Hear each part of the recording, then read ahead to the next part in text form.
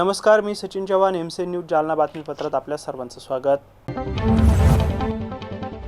या बातमीपत्राचे प्रायोजक आहेत संजीवनी मल्टी स्पेशालिटी हॉस्पिटल। आपल्या आरोग्याची Sanjeevani, the skill to heal, the spirit to care. या संजीवनी फाउंडेशन स्कूल शैक्षणिक वर्ष 2026-27 साठी प्रवेश सुरू। एका पोलीस अधिकाऱ्याच्या भरधाव वाहनाने दुचाकीला जोरदार धडक दिल्याने एका 24 वर्षीय तरुणाचा मृत्यू झालाय, तर दुसरा युवक गंभीर जखमी झालाय। ही घटना शनिवारी सकाळी 9:30 वाजेच्या सुमारास जालना छत्रपती संभाजीनगर मार्गावरील दावलवाडी परिसरात घडली। या प्रकरणी बदनापूर पोलीस ठाण्यात गुन्हा दाखल करण्यात आला आहे। पोलिसांनी दिलेल्या माहितीनुसार सचिन आठवले हे ज्ञानेश्वर सांडू कुबेर यांच्यासह दुचाकीने जात होते। जालना ते छत्रपती संभाजीनगर मार्गावर रस्ता ओलांडत असताना सारथी पेट्रोल पंपाजवळ भरधाव वाहनाने त्यांच्या दुचाकीला जोराची धडक दिली। या अपघातात सचिन आठवले यांना गंभीर दुखापत होऊन त्यांचा मृत्यू झालाय, तर ज्ञानेश्वर कुबेर हे गंभीर जखमी झाले। जखमींवर खासगी रुग्णालयात उपचार सुरू आहेत। दरम्यान या प्रकरणी दानियल आठवले यांनी दिलेल्या फिर्यादीवरून पोलीस अधिकारी राजेश्री गणपतराव आडे यांच्या विरुद्ध बदनापूर पोलीस ठाण्यात गुन्हा दाखल करण्यात आलाय। या प्रकरणी पुढील तपास बदनापूर पोलीस करत आहे। जालना जिल्ह्यातील भोकरदन तालुक्यातील तडेगाववाडी येथे शेतरस्त्याच्या वादातून झालेल्या मारहाणीत गंभीर जखमी झालेल्या 50 वर्षीय शेतकऱ्याचा उपचारादरम्यान मृत्यू झाला। या घटनेनंतर आरोपींना अद्याप अटक करण्यात आली नसल्याचा आरोप करत नातेवाईकांनी जिल्हा रुग्णालय परिसरात आक्रोश व्यक्त करत ठिय्या आंदोलन सुरू केलं आहे। तडेगाववाडी येथील रामचंद्र मगन काकरवाल यांना 26 मे रोजी शेत रस्त्यावरून जाण्याच्या कारणावरून झालेल्या वादातून बेदम मारहाण करण्यात आल्याचा आरोप आहे। गावातील तसेच शेजारील शेत परिसरातील काही जणांनी त्यांना अडवून लाठ्या काठ्यांनी मारहाण केली आहे। या हल्ल्यात त्यांच्या डोक्यासह शरीराच्या विविध भागांना गंभीर दुखापत झाली होती। घटनेनंतर त्यांना प्रथम भोकरदन ग्रामीण रुग्णालयात दाखल करण्यात आले। प्रकृती चिंताजनक असल्याने पुढील उपचारासाठी जिल्हा सामान्य रुग्णालयात हलवण्यात आले होते। त्यानंतर नातेवाईकांनी त्यांना अधिक उपचारासाठी खासगी रुग्णालयात दाखल केले। गेल्या 10 ते 12 दिवसांपासून त्यांच्यावर उपचार सुरू होते, मात्र आज सकाळी उपचारादरम्यान त्यांची प्राणज्योत मालवली आहे। मृत्यूची माहिती मिळताच कुटुंबियांनी जिल्हा रुग्णालय परिसरात टाहो फोडला आणि आक्रोश केलाय।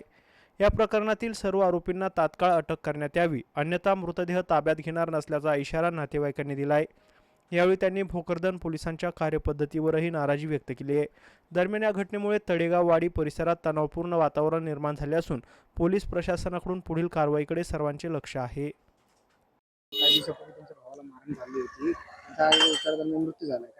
ते साहेबांनी अटकच नाही केलं। त्याला 5 लोकांना मारेले। आम्ही पोलीस स्टेशनला जाऊ कटाळलो मी, त्यांना काही ऍक्शनच घेतलं नाही। एक आरोपी धरलं, अटक करून टाकलं, बाकीचे आरोपी गावात येऊन राहिले मोकर सारखे। एसपी ऑफिसला अर्ज केलतं, बीडीओ साहेबाला रोज जातो मी पोलीस स्टेशनला, रोज आरोपी अटक करा। मुंडलिक सराचं काहीतरी हात आहे त्याच्यात। मुंडलिक कोण आहे? मुंडलिक जमादार आहे आमच्या बीड जमादार आहे तो। बरं, मला एक सांगा, सविस्तर घटना कशी घडली होती, काय कारण होतं? कारण काहीच नाही, ते सरकीच्या वावरातून ते म्हणे बांधायला जा, फक्त बांधाना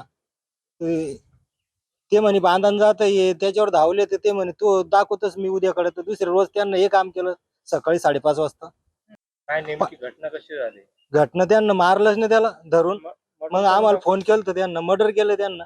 आम्हाला त्याच्या पोराला त्यानं फोन लावले 5:30ला, ते पोरं आम्हाला सांगितलं, मग आम्ही गेलो पळत, मग पळाले ते पोराला फोन लावले त्यानं।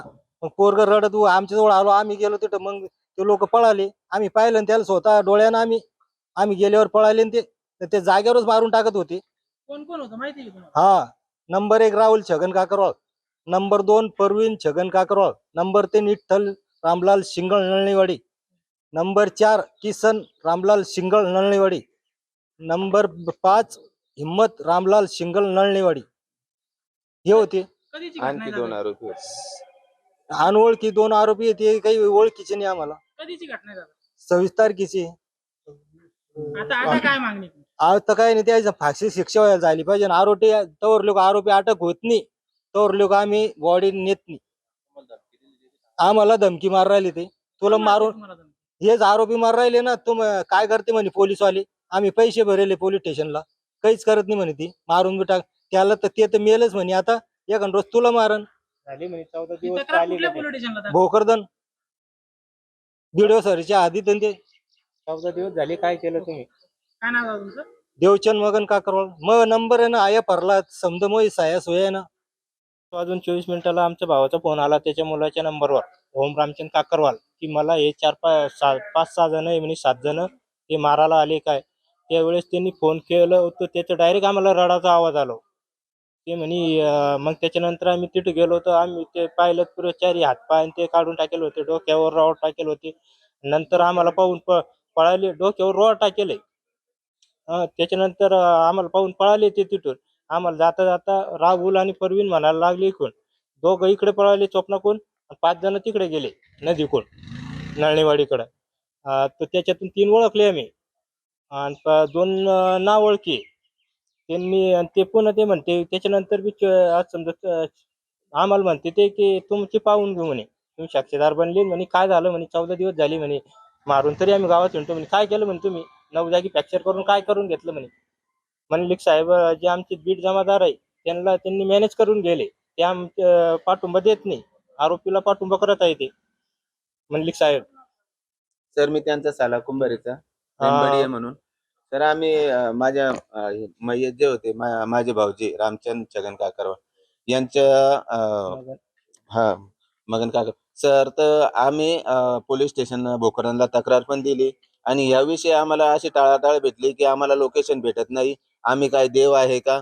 सगळं आम्ही ज्यावेळेस आम्ही त्यांच्याकडे तक्रार केली तर आम्हाला अशीच त्यांच्याकडून उत्तर भेटत होते. त्यांचं म्हणणं होतं सर तुम्ही आम्हाला लोकेशन द्या त्यावेळेस आम्ही त्यांना धरू. म्हणजे आम्हाला माहित नाही त्यांचं लोकेशन. मग पोलीस प्रशासन राहतं कायसाठी? माझं म्हणणं हेच होतं की पोलीस प्रशासन आहे कायसाठी? आणि ज्यावेळेस त्यांच्यावर हाफ मर्डर केस दाखल करायचं असं म्हटलं मी ते म्हणे हाफ मर्डर केस होत नाही. म्हणलं मग काय जे हे असतं पेशंट असतं त्याला का मारून आणा घसडत आणा त्यावेळेस तुम्ही एक तक्रार घेशाल का हाफ मर्डरची? त्यांनी अशी टाळाटाळी केली सर. ते म्हणे माझ्याकडे दाखल. सर आम्ही सुरुवातीला गेलो मांडलिक सरकारकडे. ते म्हणे माझ्याकडे ही दाखल केलं नाही. दाखल दुसऱ्याकडे केलं. मी दाखल तिसऱ्याकडे केलं. म्हणजे असं सर्व टाळाटाळी चालू आहे सर. काय मागणी आहे तुमची? माझी मागणी हेच आहे यामध्ये जितके आरोपी आहे त्यांना शिक्षा भेटावी. अशी शिक्षा भेटायला पाहिजे काय नाव आहे तुमचं? माझं नाव प्रेमसिंग बडी आहे. कुंभारीचं आहे सर. वयाचं काय नाव आहे तुमचं? सर माझे भाऊजी होते. मी एकच साला त्यांना. सर आज एक तुमच्याकडे बॉडी आली होती. काय बॉडीची? सर मारहाणी प्रकरणी ॲडमिट होते ते. नंतर मृत अवस्थेमध्ये सिव्हिल हॉस्पिटल जालना येथे आणलं त्यांना. सकाळी मग पुढच्या कार्यवाहीसाठी आपण बॉडी पाठवून दिली. कुठं कुठं मार लागलेला आहे माहिती आहे? दोन्ही हाताला मार आहे. प्लास्टर लावलेलं होतं दोन्ही हाताला. बाकी बॉडीच्या इतर ठिकाणी पण जखमा होत्या. काय नाव आहे माहिती? रामचंद्र काकरवाल. हो खाजगी रुग्णालयात होते सर. हा नंतर आपल्याकडे आले. आपल्याकडे आल्यानंतर ते मृत अवस्थेतच आणलं होतं. तिकडेच त्यांनी डिक्लेअर केलं होतं. त्यांनी नंतर आपल्याकडे पाठवलं पुढील मेडिकल लिगल कारवाईसाठी. उद्योग क्षेत्रात आपल्या कार्यकर्तृत्वाचा ठसा उमटवणारे, धार्मिक आणि सामाजिक कार्यात नेहमीच अग्रेसर असणारे आणि कालिका स्टीलचे संचालक घनश्यामदास गोयल यांची अखिल भारतीय अग्रवाल संमेलनाच्या राष्ट्रीय उपाध्यक्षपदी जाहीर निवड करण्यात आली आहे. त्यांच्या या निवडीमुळे उद्योग जगतासह संपूर्ण अग्रवाल समाजात आनंदाचे वातावरण पसरले आहे. अखिल भारतीय अग्रवाल संमेलनाच्या वतीने यावर्षी नव्या राष्ट्रीय कार्यकारिणीची रचना करण्यात आली आहे. या कार्यकारिणीमध्ये संपूर्ण देशातून आपापल्या क्षेत्रात मोलाचे योगदान देणाऱ्या आणि सामाजिक कार्यात नेहमी तत्पर राहणाऱ्या दिग्गज व्यक्तिमत्वांचा समावेश करण्यात आला आहे. संमेलनाचे नवनिर्वाचित राष्ट्रीय अध्यक्ष बसंत मित्तल, राष्ट्रीय सरचिटणीस गोपाल गोयल आणि इतर केंद्रीय राष्ट्रीय पदाधिकाऱ्यांच्या हस्ते घनश्यामदास गोयल यांना या प्रतिष्ठेच्या पदाचे अधिकृत नियुक्तीपत्र प्रदान करण्यात आले. घनश्यामदास गोयल यांची ही निवड त्यांच्या आजवरच्या अष्टपैलू कार्याची पावती मानली जाते. ते केवळ औद्योगिक क्षेत्रातच नव्हे तर अनेक विविध क्षेत्रात सक्रिय आहेत. समाजातील वंचित घटकांना मदत आणि समाज उपयोगी उपक्रमांचे सातत्यपूर्ण आयोजन, धार्मिक कार्यक्रमांचे हिरारण्य सहभाग आणि समाज प्रबोधनासाठी प्रेरणादायी भूमिका, शिक्षण क्षेत्राला चालना देण्यासाठी आणि गरजू विद्यार्थ्यांना मदत करण्यासाठीचे विशेष प्रयत्न आणि कालिका स्टीलच्या माध्यमातून राज्याच्या आणि देशाच्या औद्योगिक विकासात त्यांचे मोठे योगदान आहे. समाजाच्या सर्वांगीण विकासासाठी त्यांनी बजावलेली प्रेरणादायी भूमिका लक्षात घेऊनच राष्ट्रीय पातळीवर त्यांना ही अत्यंत महत्त्वाची जबाबदारी सोपवण्यात आली आहे. घनश्यामदास गोयल यांच्या या महत्त्वपूर्ण निवडीबद्दल संपूर्ण जालना जिल्हा तसेच देशातील विविध सामाजिक संघटना, व्यापारी महासंघ, मित्रपरिवार आणि नातेवाईकांकडून त्यांचे अभिनंदन केले जात आहे. आगामी काळात त्यांच्या नेतृत्वाखाली अग्रवाल समाज आणि संमेलनाचे कार्य अधिक व्यापक होईल असा विश्वास व्यक्त करत सर्वांनी त्यांना भावी यशस्वी वाटचालीसाठी आणि कार्यासाठी भरभरून शुभेच्छा दिल्या. सन्मती ग्रुपतर्फे छत्रपती शिवाजी महाराज पुतळा परिसरातील गुरु गणेश भवनात रविवारी आयोजित केलेल्या स्टाईल बाजार खरेदी मेळाव्याला उत्स्फूर्त प्रतिसाद मिळतोय. महापौर वंदना मगरे यांच्या हस्ते या मेळाव्याचं उद्घाटन करण्यात आलं आहे. सन्मती ग्रुपतर्फे छत्रपती शिवाजी महाराज पुतळा परिसरातील गुरु गणेश भवनात रविवारी आयोजित केलेल्या स्टाईल बाजार खरेदी मेळाव्याला उत्स्फूर्त प्रतिसाद मिळालाय.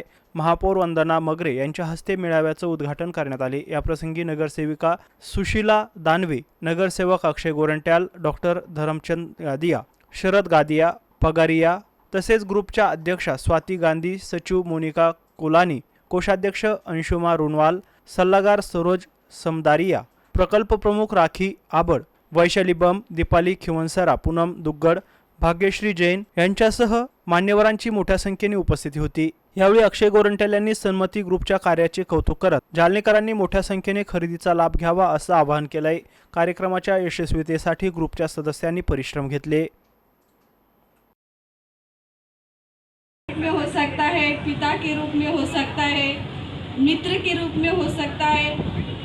शक्ति शिव के बिना अधूरी है. मैं ये नहीं बोलूँगी कि नारी शक्ति कम है, मगर शक्ति के लिए शिव की ज़रूरत होती है. वैसे ये सपोर्ट सिस्टम अपने साथ है और इनके बिना अपन अधूरे हैं. और ये जो आपने स्टॉल लगाए, ये 15-20 साल से दीदी का बहुत बड़ा सपना है. इनका आज सपना और आगे बढ़े. और जालना में पहली बार नहीं, ये 15-20 साल से ताई है, स्वाति गांधी ताई और सरोजनी दीदी ताई, इन्होंने जो ये एग्जीबिशन भराया है, सभी जालना वासियों ने इनका ये एग्जीबिशन देखकर सभी ने प्रोत्साहित होकर बहुत सी खरीदी करना. नारी शक्ति के लिए ही होंगी और नारी सच में शक्ति है. और शक्ति ऐसे जब आप मैं बोल नहीं सकती, मेरे को और भी हंसी आएंगी. तो सभी को ये बोलती थी कि ये जो एग्जीबिशन भरा है, ये सच में बहुत ही अच्छा एग्जीबिशन है. जानना वासी ने आकर यहाँ पर सभी ने खरीदी करे. सागर अधूरा है किनारों के बिना, साज अधूरा है मधुर गानों के बिना. हमारा यह कार्यक्रम भी अधूरा है आप जैसे मेहमानों की तरह. अब इंतज़ार की घड़ी ख़त्म हो गई. इस दिन का हम नहीं बल्कि पूरी जालना की लेडीज़ बेसब्री से इंतज़ार करती है. और उसी को ध्यान में रखते हुए हम इस एक्सपो का आयोजन करते हैं. हमारी यही कोशिश रहती है कि हम इस एक्सपो द्वारा एक ही छत के नीचे आपको शॉपिंग कर सकें. और यह तभी मुमकिन होता है जब आप सभी सहयोग और आशीर्वाद हमारे साथ रहें. इसी को पूरा करने के लिए मेरी पूरी प्रोजेक्ट टीम, पूरा सन्मति मेंबर्स साथ देती है, क्योंकि इनके बिना यह कार्य पूरा नहीं हो सकता. इसलिए मैं दिल से थैंक यू करती हूँ. आप सभी का साथ हो तो सन्मति का विकास होगा और उच्चतम शिखर तक पहुँचे. राजस्थानी समाजातील विद्यार्थ्यांसाठी करिअर मार्गदर्शन आणि गुणवंतांचा सत्कार समारोह जैन भवन सकलेच्या नगर जालना येथे अतिउत्साहात पार पडला. यावेळी 138 गुणवंतांचा अभिनंदन पत्र प्रदान करून सत्कार करण्यात आला आहे. राजस्थानी समाजातील विद्यार्थ्यांसाठी करिअर मार्गदर्शन आणि गुणवंताचा सत्कार समारोह रविवारी जैन भवन सकलेच्या नगर जालना येथे अतिउत्साहात पार पडला. या कार्यक्रमाचं उद्घाटन खंडेलवाल ज्वेलर्सचे प्रमुख नितीन खंडेलवाल यांच्या हस्ते करण्यात आले. या कार्यक्रमाचे अध्यक्षपद हस्तिमलजी बम यांनी भूषवले. नागपूर येथील देशाचे सुप्रसिद्ध करिअर मोटिवेटर प्राध्यापक डॉक्टर भुसारी, उपाध्यक्ष नरेंद्र मोदी, कोषाध्यक्ष विजयराज सुराणा, सुदेश सकलेचा, सतीश पंच, विजय राठी, अशोक मिश्रा, अर्जुन खंडेलवाल यांच्यासह मान्यवर यावेळी मंचावर उपस्थित होते. प्रारंभी मान्यवरांना पुष्पगुच्छ देऊन सत्कार करण्यात आलाय. दीप प्रज्वलन करत कार्यक्रमाची सुरुवात करण्यात आली आहे. या कार्यक्रमात 138 गुणवंतांना अभिनंदन पत्र प्रदान करून सत्कार करण्यात आलाय. कार्यक्रमात मोठ्या संख्येने विद्यार्थी, पालक उपस्थित होते. याबद्दल त्यांचे कौतुक करून धन्यवाद, शुभेच्छा दिल्या. कार्यक्रमासाठी कचरूलाल नवलखा, ताराचंद कुचेरिया, बसंतीलाल गोलेच्छा, दीपक मोदी, धनराज जैन, अशोक दहातोंडे यांच्यासह अनेकांनी परिश्रम घेतले. कार्यक्रमाचे आभार आणि उत्कृष्ट सूत्रसंचालन ॲडव्होकेट अभय सोठिया यांनी केले. याबरोबरच हे बातमीपत्र इथं संपलं आहे. पुन्हा भेटूया पुढील बातमीपत्रात. तोपर्यंत पाहत राहा MC न्यूज जालना. नमस्कार.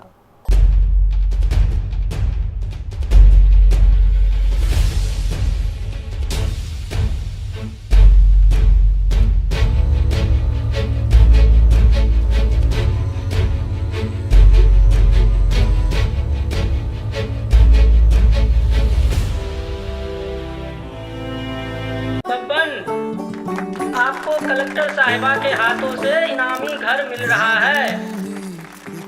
आपका घर बहुत सुंदर होगा ना? अरे नहीं बेटा, हम तो बहुत छोटे आदमी हैं। चाचू डोंट वरी, मैं बड़ी होकर आपके लिए और सबके लिए मजबूत और सुंदर घर बना के दूंगी. कालिका सरिया लाना मत भूलना. कालिका TMT सरिया कंक्रीट से करे मजबूत जोड़ और भूकंप संग आग से लड़कर घर को दे दीर्घायु. कालिका सरिया मैं भूली नहीं. बेटिया आप कलेक्टर. कालिका TMT फैसला जो मजबूत हो. संजीवनी मल्टी स्पेशालिटी हॉस्पिटल, ऋषी पार्क, अंबर चौफुली, जालना.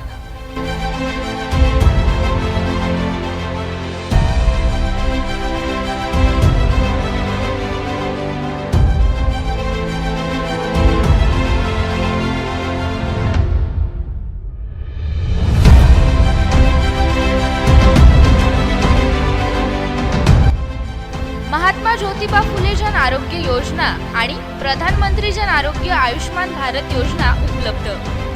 मेडिसिन विभाग, बालरोग विभाग, स्त्रीरोग विभाग, अस्थिरोग विभाग, सर्जरी विभाग, नाक कान घसा विभाग आणि पॅथॉलॉजी विभागात काम करणारी तज्ञ डॉक्टरांची टीम. उपलब्ध सुविधा ICU, NICU.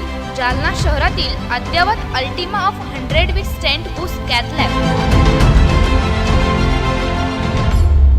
Modular operation theatre, dialysis विभाग, cardiac care unit CCU, angiography सुविधा, एंजिओप्लास्टी सुविधा, 24 तास अत्यावश्यक सेवा आणि कार्डियक ॲम्ब्युलन्स उपलब्ध. महाराष्ट्र पोलीस कुटुंब आरोग्य योजनेसह सर्व आरोग्य विमा कंपन्यांचे कॅशलेस उपचार. संजीवनी मल्टी स्पेशालिटी हॉस्पिटल, आपल्या आरोग्याची संजीवनी.